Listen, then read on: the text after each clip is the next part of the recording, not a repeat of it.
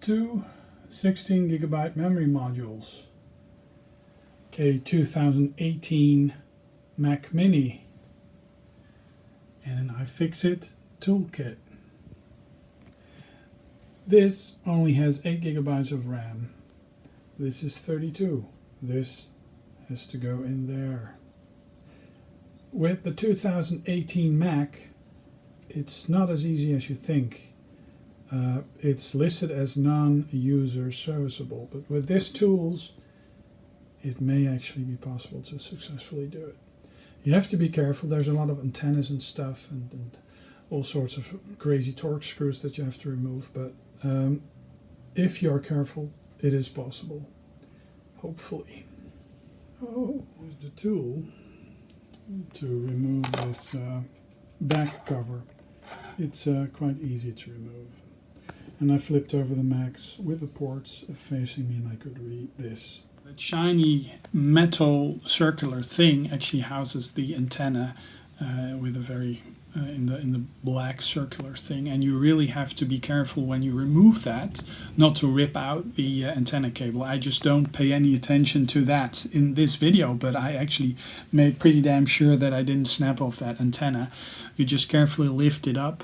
The antenna is over on the left side of the Mac, and you just screw it out, the little bar that holds it in place, and then you can just lift the antenna. It's just one of these little socket things, and you're golden. I disconnected these two, screwed out these, removed the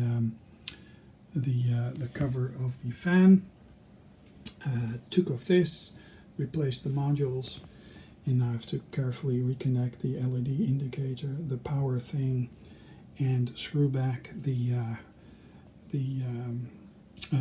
fan and the shroud.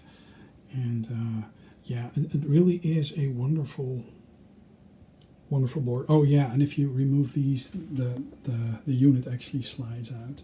The motherboard actually slides out. So it's actually fairly easy, provided you have the proper torque screws. Well, it's put back into place and it booted, so let's put in my password and see if the amount of memory is correctly recognized. Yes, and the memory is all recognized, 2 memory slots. So yeah, this Mac Mini, apart from an external GPU, that is probably gonna become a reality somewhere next year, this year, next year. Yeah, pretty stoked. Yeah, I really think this iFixit kit helped me out. I'm not sponsored by them in any way. It's just my personal preference, and it's a mighty fine kit that allows you to perform minor surgery on your Mac. And yeah, now I do have 2 sticks of 8GB DDR4 266 megahertz. Yeah, I'm not sure what to do with this. Anyways. Okay, so these are the Cinebench scores of my Mac Mini, and I'm actually quite satisfied by it. It's actually quite a bit faster than my 3rd generation Hackintosh Core i7. So here's the compute score, which isn't stellar. It's just using the internal GPU.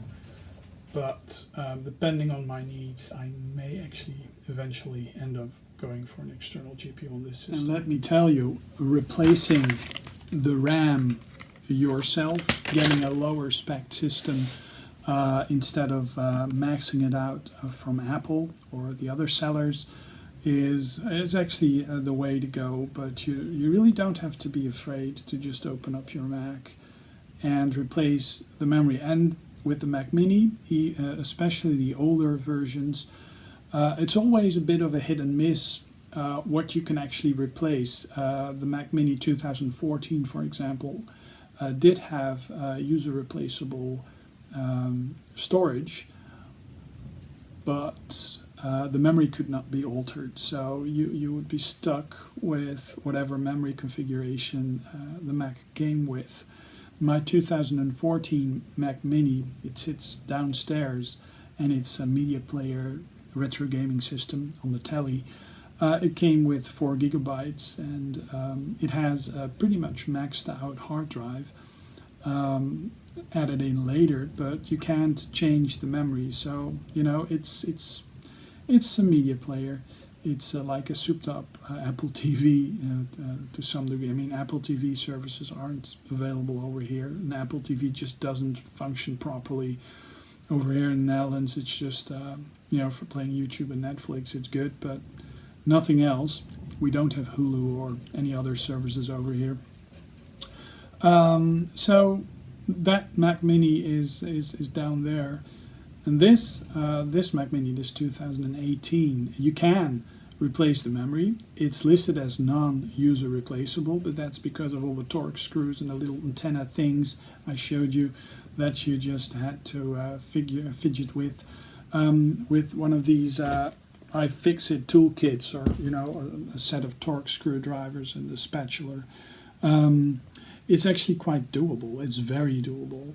You just have to be very mindful of a couple of connectors: the power connector, the connector of the fan, the little LED connector, and the Wi-Fi connector.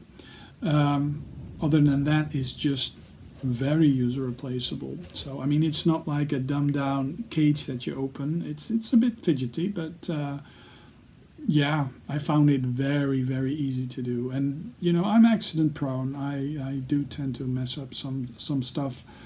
Lack of proper eyesight these days. But yeah, I mean, it just worked well, and the system is running stable. I did some memory tests, and yeah, I'm quite stoked. So this is a good system for now.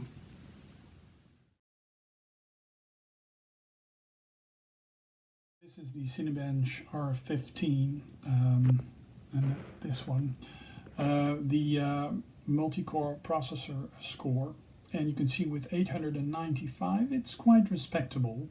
Of course, it's a mobile CPU, and it has 6 cores and 6 threads, but Cinebench R15 misrepresents the number of cores. It's indeed 6 threads, but also 6 cores. So it should be on par with that one, with the i7 3930K, but it isn't, even though it's a generation ahead. But yeah, it's a mobile